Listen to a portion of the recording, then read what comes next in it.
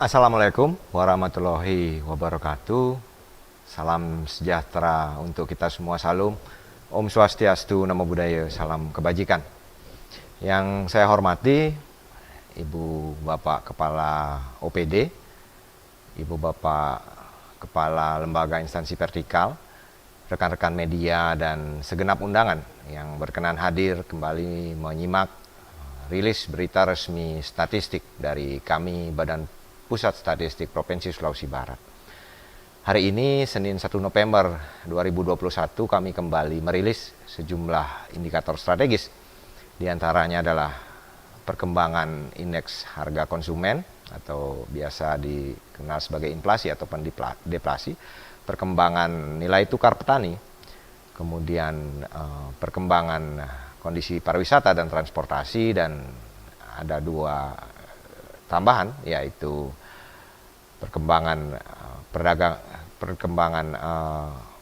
perdagangan komoditas, pola perdagangan komoditas strategis dan luas panen serta produksi padi.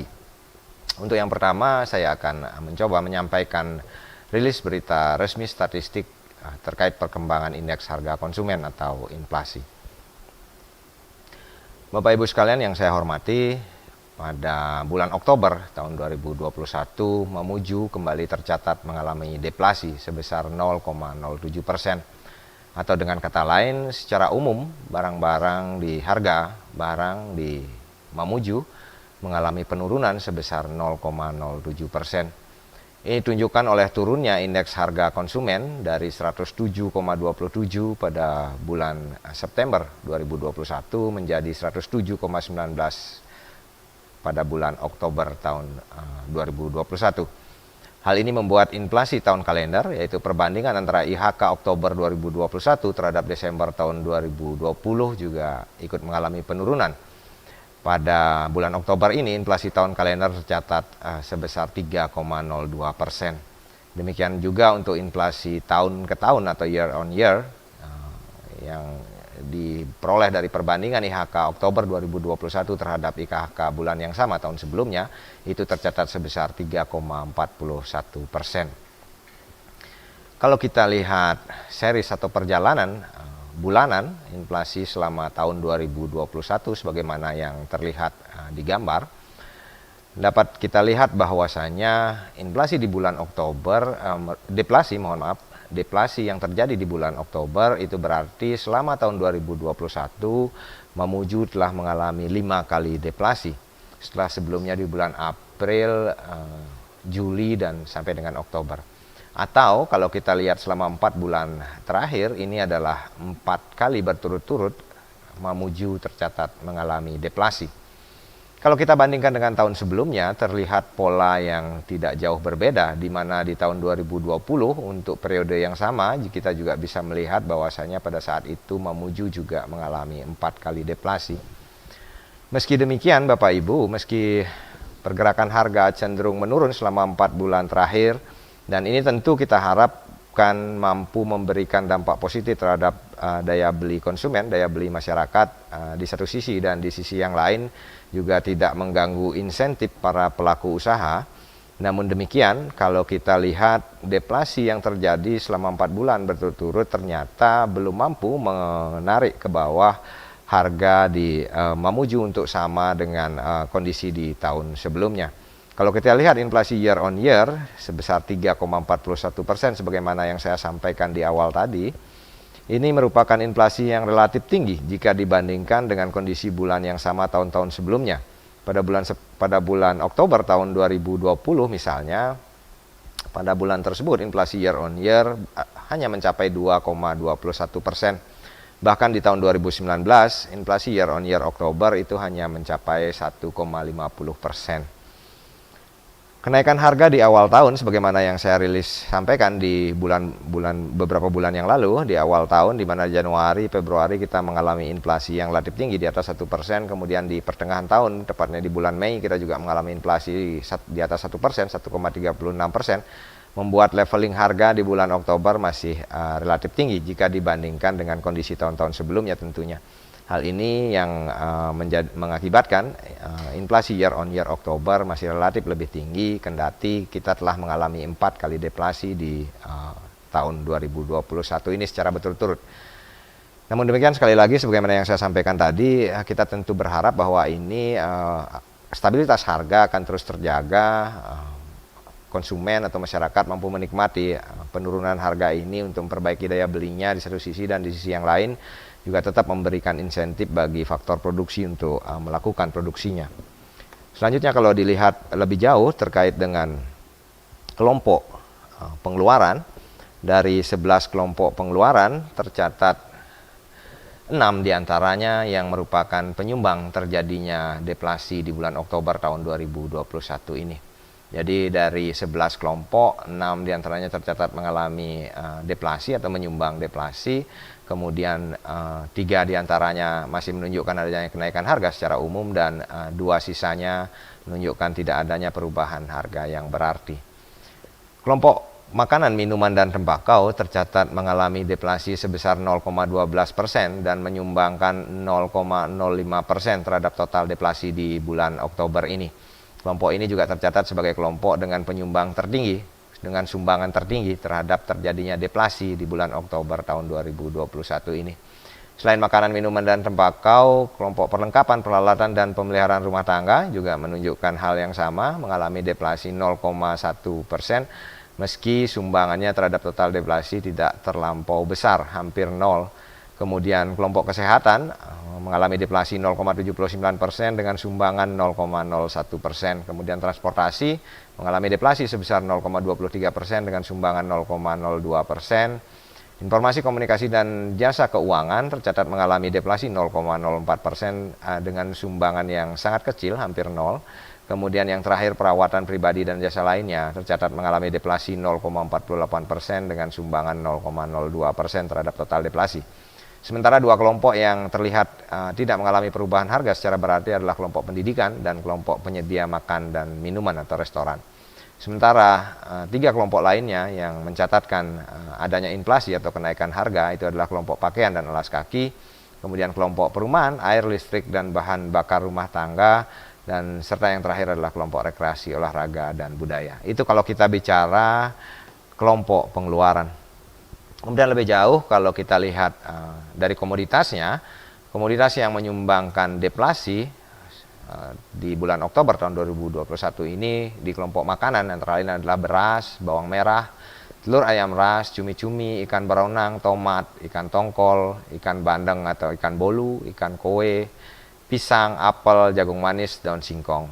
Kemudian di kelompok minuman itu juga ada air kemasan.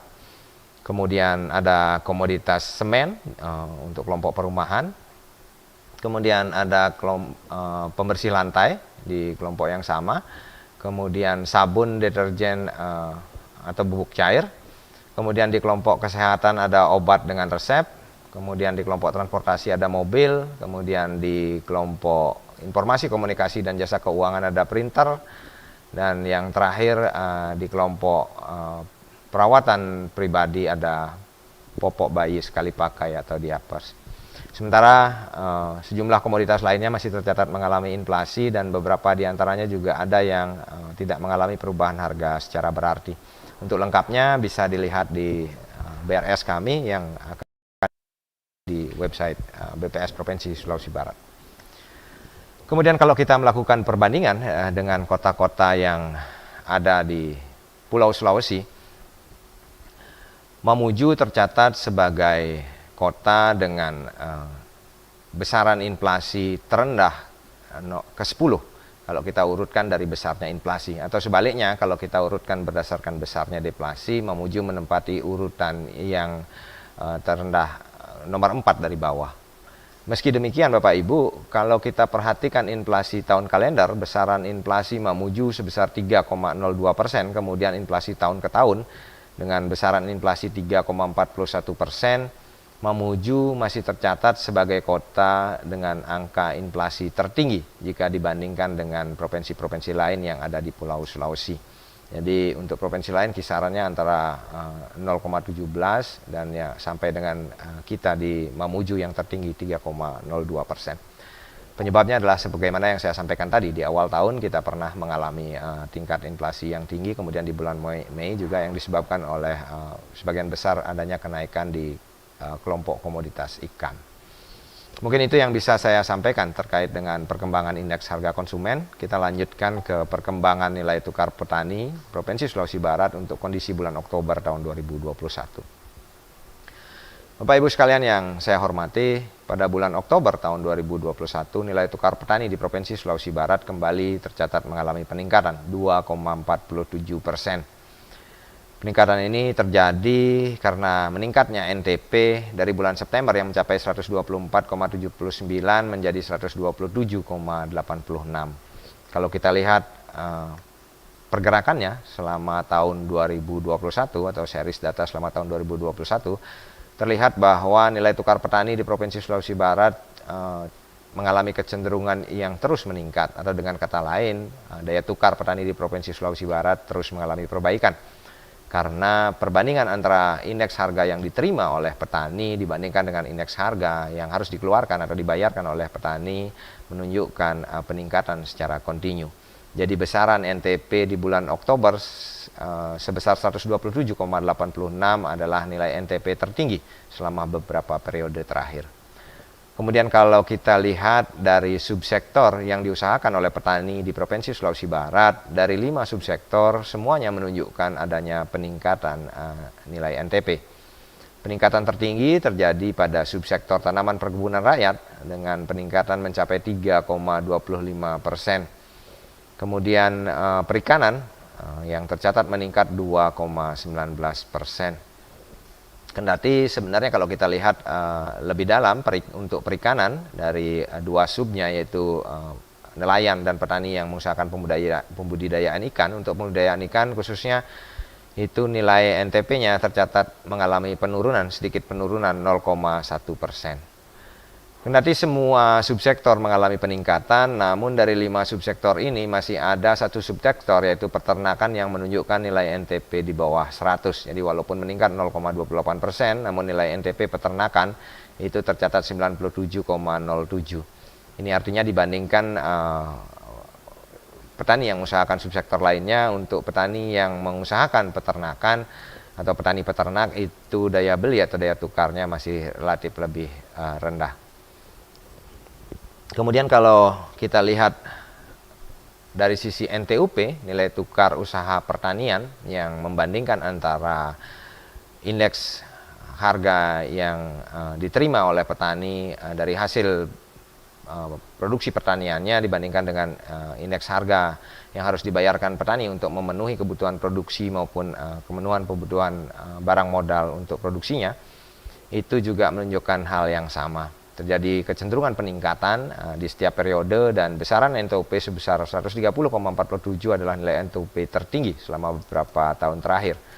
Dan dari 5 subsektor itu seluruhnya menunjukkan terjadi peningkatan NTUP, dan untuk pembudidaya ikan juga menunjukkan sedikit penurunan 0,15%. Namun demikian penurunan ini mampu ditutupi oleh peningkatan NTUP nelayan yang meningkat sebesar 2,79%, sehingga secara umum untuk subsektor perikanan masih tercatat mengalami peningkatan 2,19%. Untuk NTP dan NTUP saya kelewat tadi, sebagian besar penyebab terjadinya peningkatan ini adalah karena meningkatnya indeks harga yang diterima oleh petani, sementara di sisi lain indeks harga yang harus dibayarkan petani, yaitu harga barang-barang untuk memenuhi kebutuhannya, itu cenderung mengalami penurunan, termasuk juga yang digunakan untuk memenuhi kebutuhan rumah tangganya untuk NTP.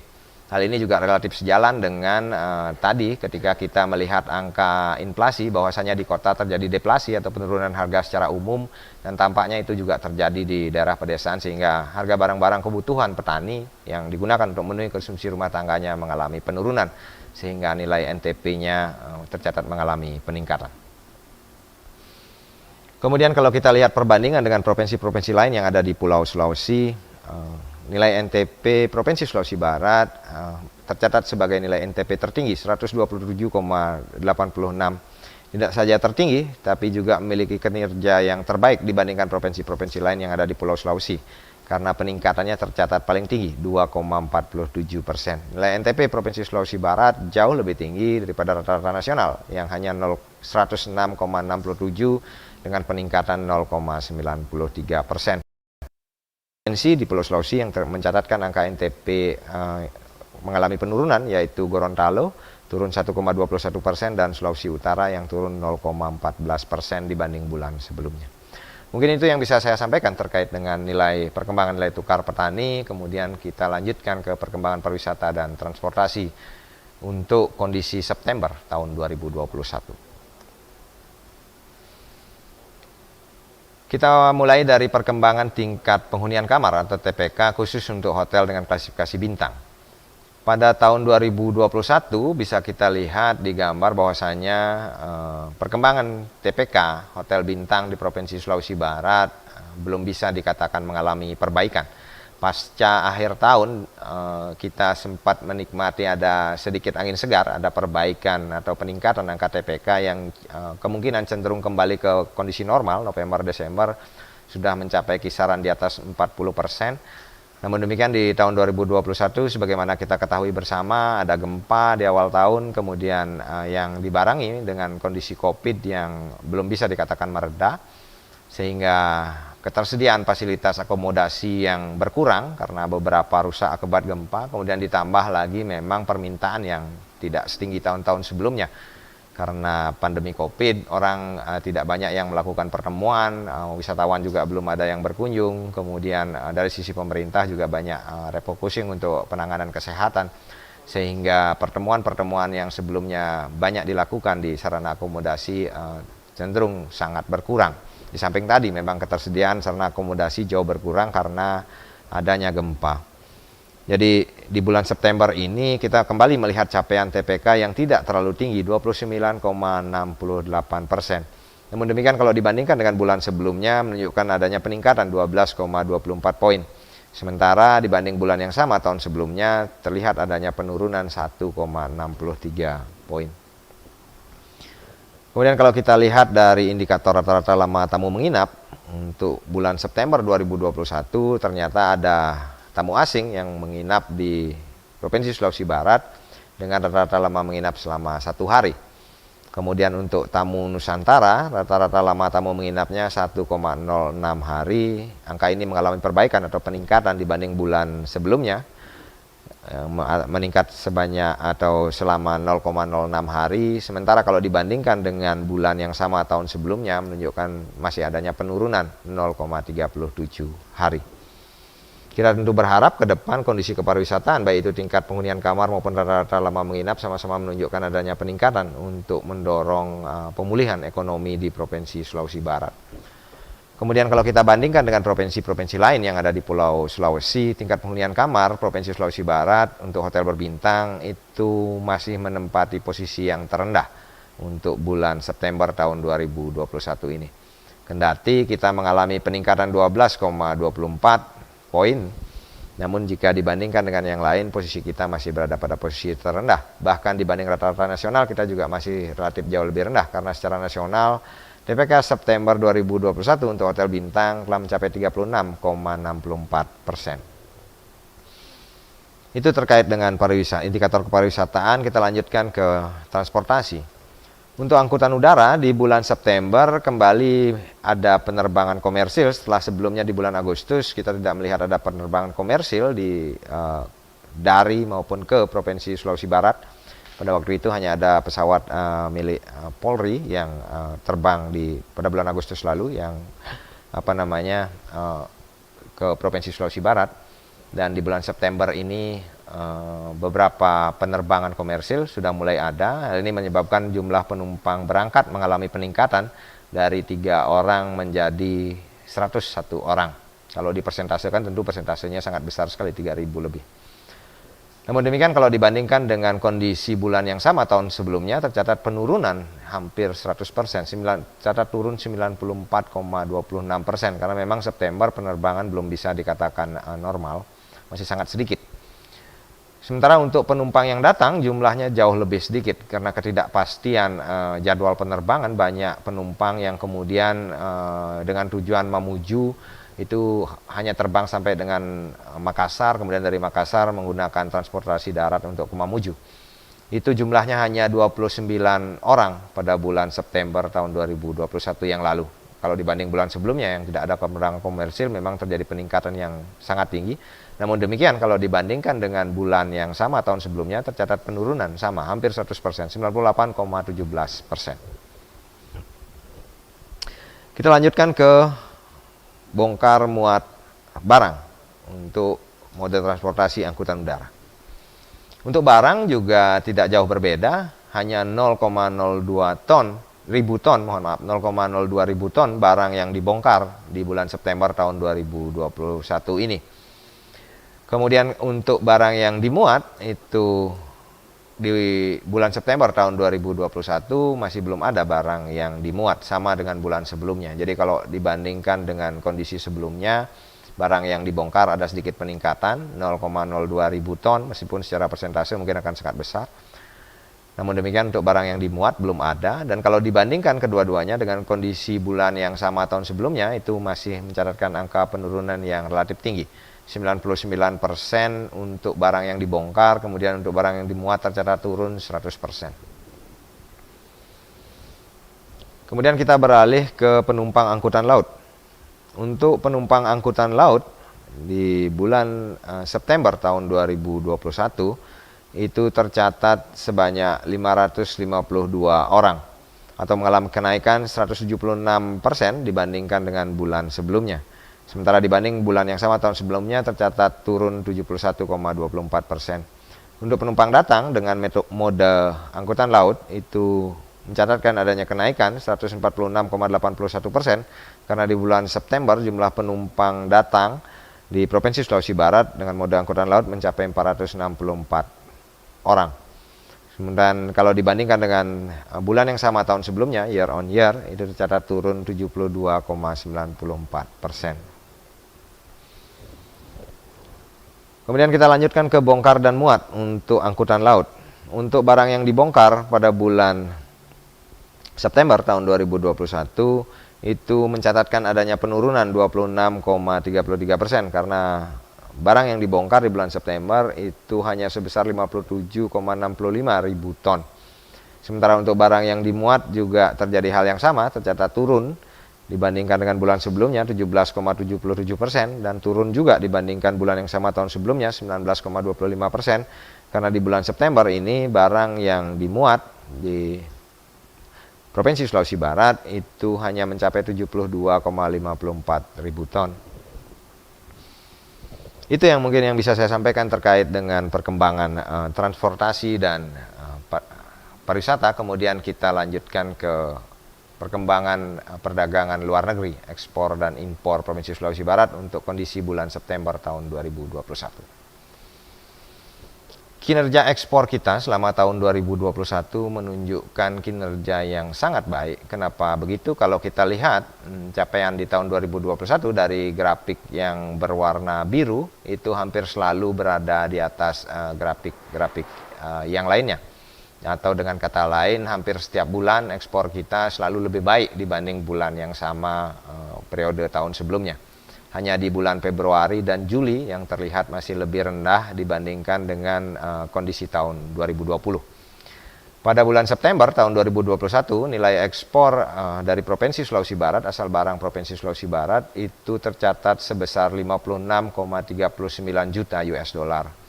Dengan demikian, secara kumulatif, nilai ekspor selama tahun 2021 sampai dengan bulan September itu tercatat sebesar 467,81 juta US dollar atau mengalami peningkatan 29,67% dibanding periode yang sama tahun sebelumnya, Januari-September 2020. Kemudian khusus untuk September, kalau kita bandingkan dengan bulan September tahun sebelumnya, itu mencatatkan peningkatan yang sangat tinggi, 142,39%. Namun demikian kalau dibandingkan dengan periode Agustus terlihat ada sedikit penurunan 3,18%. Penurunan dari bulan Agustus ini juga sama halnya dengan pola yang terjadi di tahun sebelumnya di mana dari Agustus ke September terjadi sedikit penurunan. Namun kendati menurun dibanding bulan sebelumnya, seperti yang saya sampaikan tadi, kinerja ekspor di tahun 2021 memperlihatkan sesuatu yang sangat menggembirakan. Terjadi peningkatan yang luar biasa dan bahkan peningkatan terjadi di hampir setiap bulannya.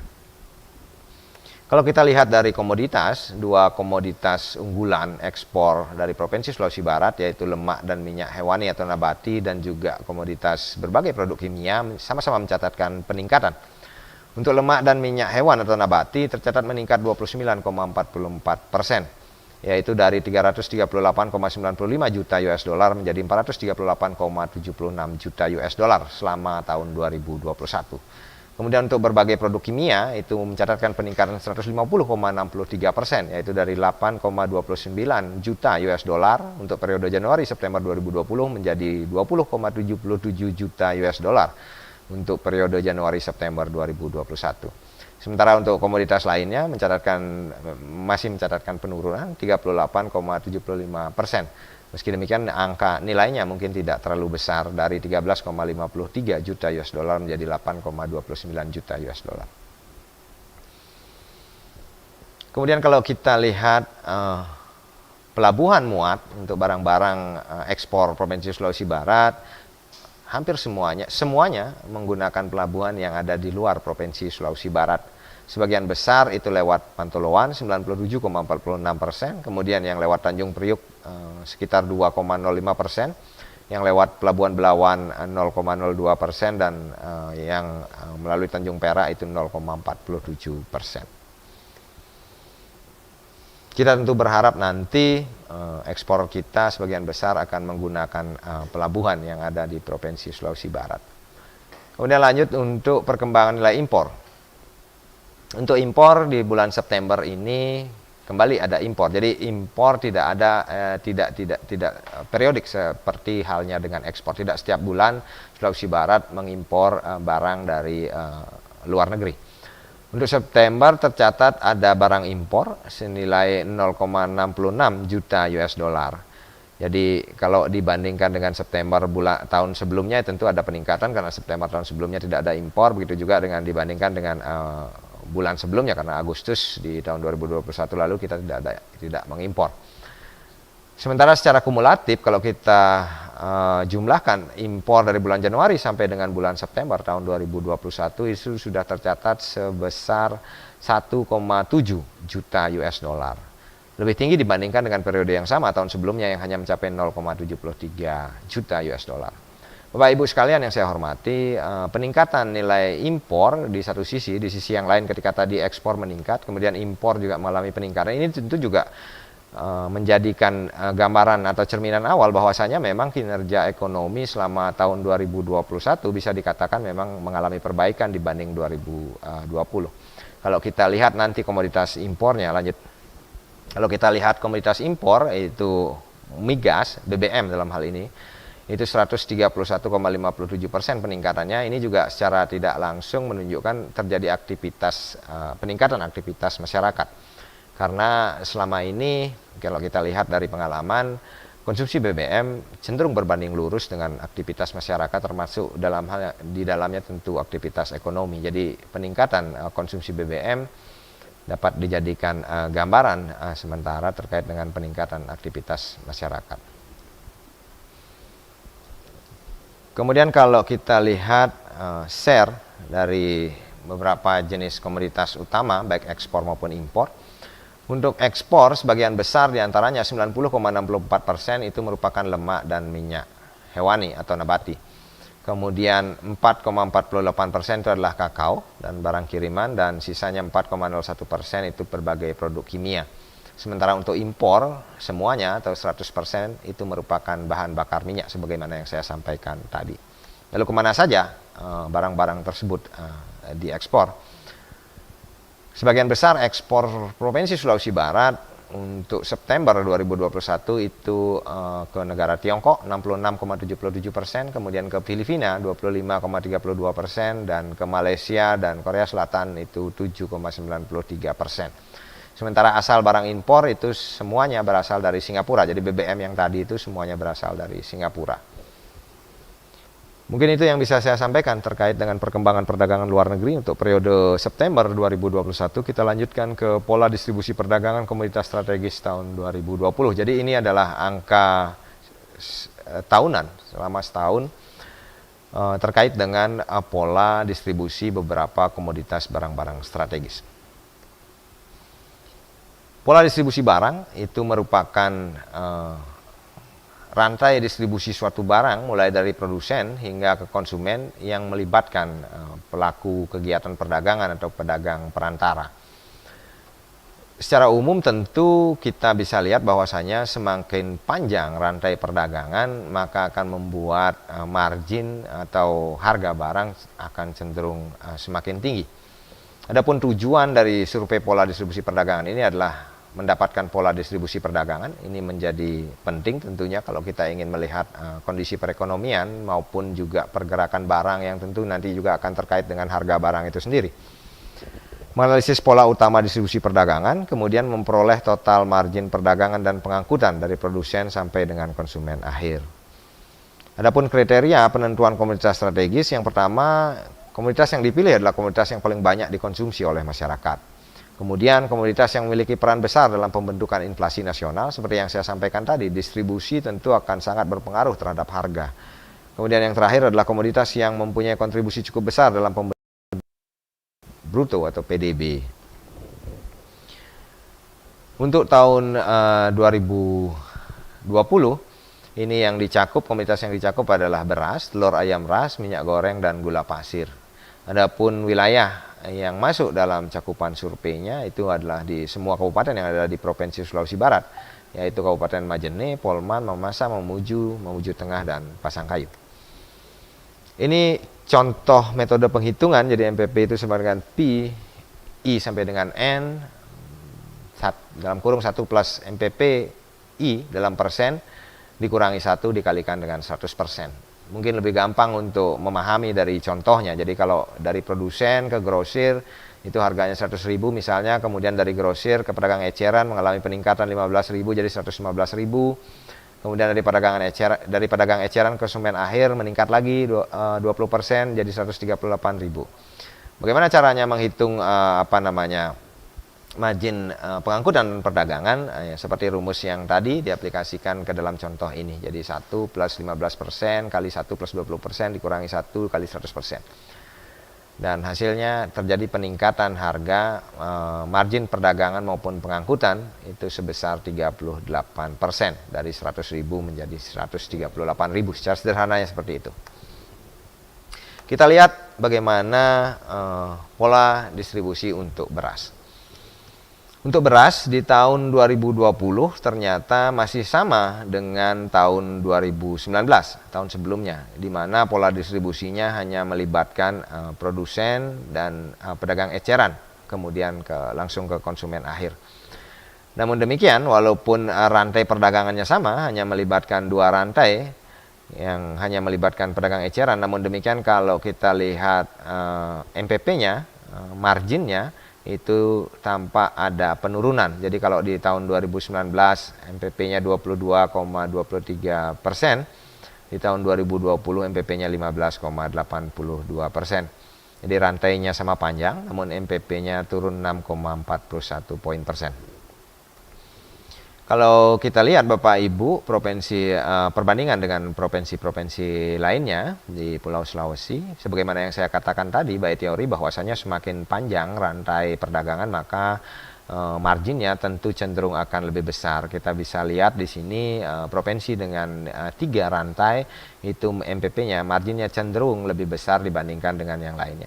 Meski demikian, kita Sulawesi Barat walaupun hanya 2 rantai dan nilai MPP-nya 15,82, tapi kita masih tercatat lebih tinggi dibanding Sulawesi Tenggara yang hanya 12,13, kemudian Sulawesi Tengah hanya 6,09. Meski jika dibandingkan dengan nasional, kita tercatat jauh lebih rendah karena MPP nasional untuk komoditas beras 21,47%. Sekali lagi, semakin panjang rantai dan semakin tinggi nilai MPP, tentu harga yang akan dinikmati oleh konsumen akan semakin tinggi. Dan ini tentu akan mempengaruhi daya beli masyarakat secara umum. Terlebih untuk komoditas-komoditas strategis seperti beras. Lanjut. Kemudian kalau kita lihat komoditas telur ayam ras. Jadi kalau untuk telur ayam ras kita membandingkan kondisi tahun 2020 dan 2018 karena apa namanya untuk tahun 2019 sendiri komoditas telur ayam ras bukan merupakan komoditas utama yang disurvei di pola distribusi ini. Untuk rantainya, pola utama distribusi perdagangan telur ayam ras yang terbentuk di Sulawesi Barat tahun 2020 dari luar provinsi sampai dengan konsumen akhir itu ada 3 rantai yang pendistribusiannya melibatkan pedagang pengepul dan pedagang eceran. Kalau kita lihat di tahun 2020 itu pedagang pengepul dan pedagang eceran, sementara di tahun 2018 pedagang grosir dan pedagang eceran. Untuk nilai MPP-nya sendiri, kalau di tahun 2018 MPP totalnya kita lihat sebesar 28,16%, sementara di tahun 2020 telah mengalami penurunan 14,86%. Jadi jumlah rantainya sama, walaupun tidak melibatkan unit yang sama, dan terjadi penurunan nilai MPP dibandingkan dengan 2018 untuk komoditas telur ayam ras. Kemudian kalau kita lihat seperti tadi, perbandingan dengan provinsi-provinsi lainnya, tampak Sulawesi Barat sama dengan provinsi-provinsi lain secara umum dan secara nasional itu ada 3 rantai perdagangannya untuk telur ayam ras. Hanya Sulawesi Selatan yang menunjukkan hanya menggunakan 2 rantai perdagangan, dan seperti tadi yang menggunakan 2 rantai memang cenderung lebih rendah. Namun demikian Sulawesi Barat 14,86% margin perdagangan dan pengangkutan masih jauh lebih rendah dibandingkan dengan MPP secara nasional yang mencapai 20,19%. Selanjutnya untuk minyak goreng, mirip dengan telur ayam ras, jadi jumlah rantainya sama. Mohon maaf, jumlah rantainya di tahun 2020 lebih sedikit dibandingkan dengan tahun 2018. Kalau kita lihat di tahun 2020 itu menggunakan 3 rantai, melibatkan pedagang grosir dan pedagang eceran. Sementara untuk di tahun 2018 itu minyak goreng melalui distributor, kemudian pedagang grosir, pedagang eceran baru ke konsumen akhir. Namun demikian walaupun di tahun 2018 rantai perdagangannya terlihat lebih panjang, namun kalau kita lihat MPP totalnya justru di tahun 2018 masih lebih rendah dibandingkan dengan tahun 2020. MPP total tahun 2018 tercatat 20,65%, sementara untuk tahun 2020 tercatat sebesar 22,85% atau mengalami kenaikan sebesar 2,2%. Kemudian kalau kita bandingkan dengan provinsi-provinsi yang lain, Sulawesi Barat secara umum hampir mirip dengan provinsi-provinsi lainnya kecuali Sulawesi Tenggara yang ternyata di sana ada 4 rantai perdagangan untuk minyak goreng. Namun demikian untuk nilai MPP-nya sendiri untuk komoditas minyak goreng Sulawesi Barat tergolong tinggi dibandingkan dengan provinsi-provinsi lain, bahkan jauh lebih tinggi dibanding nasional yang hanya 17,41% MPP-nya. Kemudian untuk gula pasir. Untuk gula pasir di tahun 2018 rantai perdagangannya melibatkan distributor, pedagang eceran baru konsumen akhir, sementara 2020 melibatkan pedagang grosir, pedagang eceran kan ke konsumen akhir. Nilai MPP-nya terlihat mengalami peningkatan drastis dari 11,12% menjadi 25,52%. Tentu akan berpengaruh terhadap harga jual gula pasir di tahun 2020. Jadi ada peningkatan MPP 14,41%. Selanjutnya mari kita lihat bagaimana provinsi-provinsi yang lainnya di Pulau Sulawesi. Jadi kalau kita lihat walaupun kita mengalami lonjakan peningkatan yang terbilang sangat tinggi, namun tampaknya hal ini juga dialami sejumlah provinsi atau sebagian besar provinsi.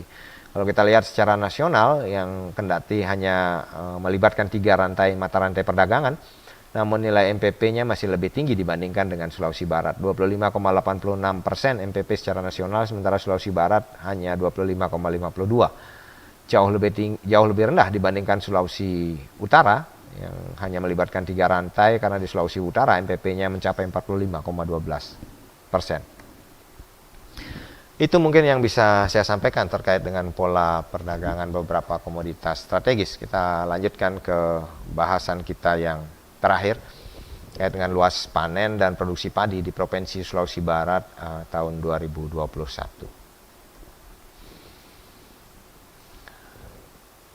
Lanjut. Jadi ada 3 hal yang saya bahas. Kita akan melihat sedikit latar belakang, kemudian metodologi dan hasil dari pelaksanaan pendataan KSA. Bapak Ibu sekalian yang saya hormati, kita tentu tahu dan juga merasakan bahwasannya sampai dengan saat ini padi atau beras masih merupakan komoditas yang sangat strategis, bahkan bisa dibilang paling strategis karena ini menyangkut ke konsumsi seluruh lapisan masyarakat atau bisa dikatakan sebagai hajat hidup orang banyak. Beras merupakan komoditas yang dikonsumsi oleh hampir semua lapisan masyarakat di Indonesia. Oleh karena itu tentu kita memerlukan data beras yang seakurat-akuratnya, karena seperti tadi produksi, konsumsi dan seterusnya terkait dengan beras merupakan data yang sangat berpengaruh terhadap kehidupan masyarakat, dan upaya perbaikan ini dilakukan secara terus-menerus, dan sampai mulai tahun 2018 BPS bersama beberapa lembaga sudah berhasil melakukan perbaikan terkait dengan metode pengumpulan data produksi padi ini. Jadi karena strategisnya data padi dan beras, perlu ada perbaikan metodologi penghitungan data produksi padi yang menggunakan objective measurement atau penghitungan atau pendekatan yang lebih objektif dengan memanfaatkan teknologi terkini tentunya, metode yang transparan yang bisa dilihat, diupdate, dikritisi oleh siapapun dan juga up to date tentunya. Dan seperti yang saya sampaikan tadi, KSA merupakan jawaban terkait dengan hal ini, hasil upaya kerja bersama antara BPS, BPPT, Kementerian Pertanian, Kementerian Agraria dan Tata Ruang atau BPN, BIG dan juga LAPAN. Kalau kita bicara terkait dengan produksi, tentu tidak bisa dilepaskan dari luas panen dan produktivitas. Jadi sebagaimana Bapak Ibu ketahui bersama bahwa produksi merupakan hasil kari dari luas panen dan produktivitas.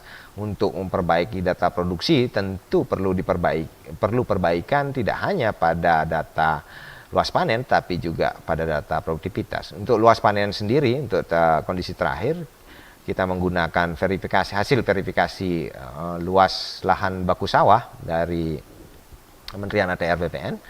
Jadi luas sawah yang digunakan untuk melihat luas panen adalah luas lahan baku sawah hasil verifikasi. Kemudian untuk mengetahui seberapa besar luas tanam dan kemudian menjadi luas panen, itu menggunakan metode yang disebut KSA. Jadi KSA merupakan sebuah metode yang melakukan amatan fase tumbuh padi yang digunakan untuk menghitung luas panen tadi. Kemudian produktivitas itu yang dengan satuan ton per hektar, sama dari dulu menggunakan metode ubinan.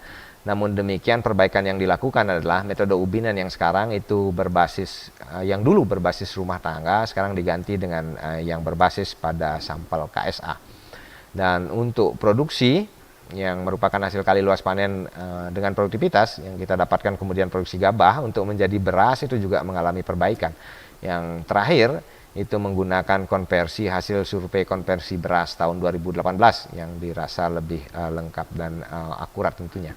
Jadi sebagaimana yang saya sampaikan di awal tadi, usaha terus-menerus untuk perbaikan data beras dilakukan pada hampir semua komponen yang digunakan untuk menghitung produksi.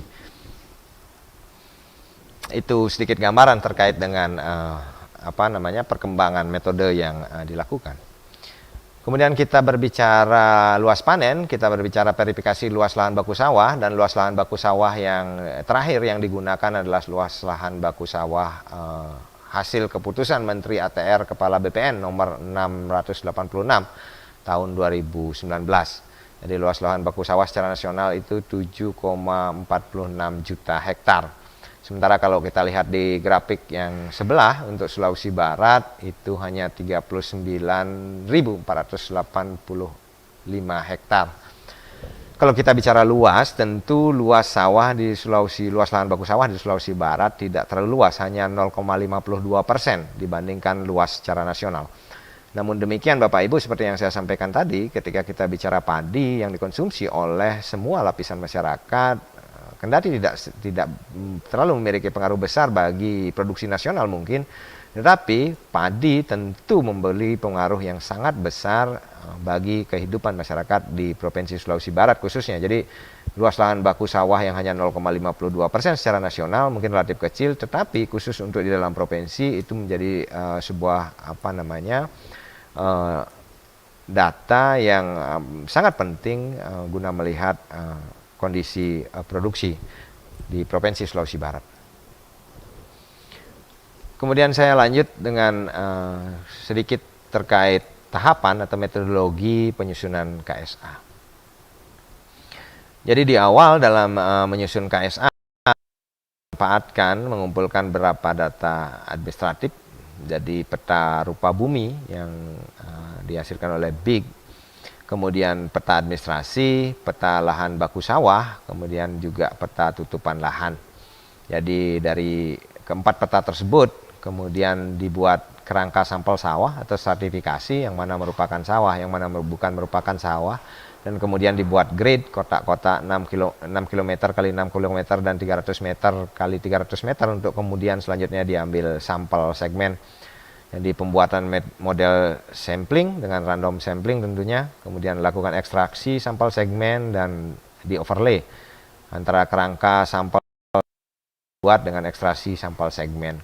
Untuk kemudian dilakukan seleksi segmen dan segmen terpilih itu diberikan atribut. Dan akhirnya digambar peta-peta lokasi segmen. Dan di lokasi segmen sendiri ini sepenuhnya sudah memanfaatkan IT. Jadi di satu segmen terpilih itu terdiri dari 9 titik amatan, dan titik amatan itu koordinatnya dikunci. Jadi kalau petugasnya ingin melakukan pendataan, dia harus datang tepat ke koordinat itu, ada jarak batas toleransi yang tidak besar. Kemudian kalau tidak datang ke situ, petugas tidak akan bisa melakukan pendataan, pengambilan foto, pengiriman foto dan lain sebagainya. Ini untuk menghindari moral hazard, dan ini merupakan salah satu data hasil pengukuran yang terbaik yang dihasilkan oleh BPS.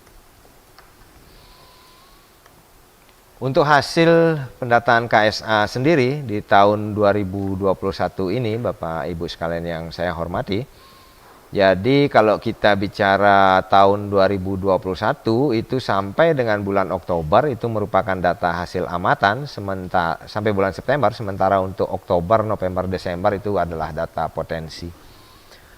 Untuk luas panen sendiri tahun 2021 Januari sampai dengan Desember, di mana seperti tadi Oktober, November, Desembernya adalah data potensi, itu tercatat seluas 61,17 ribu hektar, mengalami penurunan 5,64% dibandingkan dengan tahun 2020.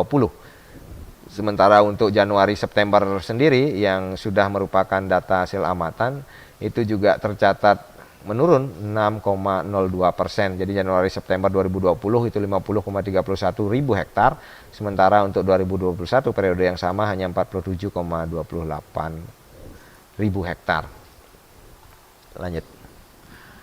Penurunan luas panen tampaknya juga memberi pengaruh pada penurunan produksi padi. Jadi kalau kita lihat hasil produksi padi di tahun 2021, sekali lagi dengan Oktober, November, Desember adalah data potensi, maka terlihat bahwasanya di tahun 2020 Januari Desember itu produksi padi telah mencapai 345,05 ribu ton gabah kering giling. Sementara untuk tahun 2021 itu produksi padi itu hanya mencapai 323,43 ribu ton atau turun 6,27%. Sementara untuk Januari September data amatan itu produksi padi di tahun 2020 tercatat sebesar 261,08 ribu ton, sementara untuk tahun 2021 itu hanya 249,81 ribu ton atau turun 4,31%. Sementara angka potensi Oktober-Desember itu juga diperkirakan tidak akan setinggi realisasi di tahun 2020 maaf. Jadi Bapak Ibu, penurunan luas panen, kemudian tampaknya juga diikuti dengan penurunan produktivitas atau ketidakmampuan produktivitas untuk mengangkat turunnya luas panen, sehingga produksi padi yang tadi di awal merupakan hasil kali dari luas panen kali produktivitas juga tercatat mengalami penurunan. Jadi kalau kita lihat di grafik di atas tadi, dapat kita lihat bahwasanya luas panen memang cenderung lebih rendah di hampir setiap bulan dibandingkan dengan tahun sebelumnya, dan begitu juga dengan hasil produksi padinya. Kemudian kalau kita lanjut dari masing-masing kabupaten yang ada di Provinsi Sulawesi Barat, hanya Mamuju Tengah yang menunjukkan adanya peningkatan. Jadi Mamuju Tengah meningkat 23,78%, sementara kabupaten-kabupaten lain mencatatkan adanya penurunan. Pulau Wali Mandar sebagai lumbungnya padi di Provinsi Sulawesi Barat itu justru mencatatkan penurunan yang paling tinggi 11,20% dibanding tahun sebelumnya. Kemudian diikuti Pasangkayu yang juga turun 10,47%. Sementara Majene penurunan terendah 0,73%. Jadi hanya Mamuju Tengah yang mencatatkan adanya peningkatan. Penurunan produksi padi tentu berdampak pada penurunan produksi beras. Penurunan produksi beras di tahun 2021 Januari-Desember, di mana Oktober, November, Desember adalah angka potensi, itu tercatat menurun 6,27%, dari 197,15 ribu ton menjadi 184,80 ribu ton. Sementara untuk potensi Oktober-Desember 2021 juga diperkirakan tidak akan setinggi realisasi Oktober-Desember 2020. Diperkirakan turun 12,34%. Jadi Bapak Ibu, dari hasil KSA tadi dapat saya katakan bahwa memang terjadi penurunan produksi di tahun 2021 ini. Hal ini, beberapa hal yang menyebabkan hal tersebut adalah puncak panen, musim kemarau yang tidak mengalami pergeseran, artinya tetap di bulan Agustus. Namun walaupun tetapi kondisi cuaca dan iklim di tahun 2021 yang sedikit berbeda, itu ternyata kurang mendukung untuk produksi atau petanaman padi di Provinsi Sulawesi Barat, sehingga menyebabkan berpotensi menyebabkan tahun 2021 seperti tadi akan mengalami penurunan baik produksi gabah maupun produksi berasnya. Luas penanaman vegetatif awal pada tahun 2020 juga tercatat lebih tinggi. Jadi wajar kalau luas panennya lebih rendah, karena luas tanamnya juga memang di tahun 2020 lebih tinggi dibanding 2021. Jadi selama tahun 2020 luas tanam vegetatif awal itu tercatat sebesar 57.890 hektar. Sementara untuk tahun 2021 hanya 51.480 untuk kondisi Januari sampai dengan September. Kemudian turunnya produksi beras pada tahun 2021, di samping karena luas panen mengalami penurunan, produktivitas sebagaimana yang saya sampaikan tadi juga tercatat mengalami hal yang sama. Kalau di tahun 2020 itu angka produktivitas sudah menyentuh 53,23 kuintal per hektar, sementara di tahun 2021 turun menjadi 52,87 kuintal per hektar. Ditambah lagi beberapa informasi bahwa di sejumlah daerah juga mengalami kendala terkait dengan serangan hama, beru dan lain sebagainya. Tapi tentu saja kita semua berharap bahwasanya penurunan ini tidak akan terus berlanjut. Ke depan mudah-mudahan produksi beras kembali bisa meningkat, dan kendati menurun, kita tentu berharap ketersediaan beras di Provinsi Sulawesi Barat masih mampu memenuhi kebutuhan penduduknya. Itu mungkin yang bisa saya sampaikan kali ini terkait berita resmi statistik saya, dan ini sekedar informasi tambahan dari kami. Jadi kami mempunyai beberapa sarana untuk memperoleh data di Provinsi Sulawesi Barat, baik itu Bapak Ibu bisa mengakses website kami. Kami juga ada aplikasi Dasita Marasa yang bisa di-download di gadgetnya masing-masing. Bisa juga memperoleh data via chat WhatsApp, kemudian dari email ataupun kunjungan langsung. Kemudian kami juga memberikan peluang untuk melakukan pengaduan jika ada layanan ataupun apa yang Bapak Ibu sekalian nikmati kurang berkenan, tentunya untuk peningkatan kualitas layanan di BPS Provinsi Sulawesi Barat. Bisa saya sampaikan, sekali lagi saya ucapkan terima kasih. Saya akhiri dengan Assalamualaikum warahmatullahi wabarakatuh. Om Santi Santi Santi Om, Salam Namo Buddhaya, salam kebajikan. Terima kasih.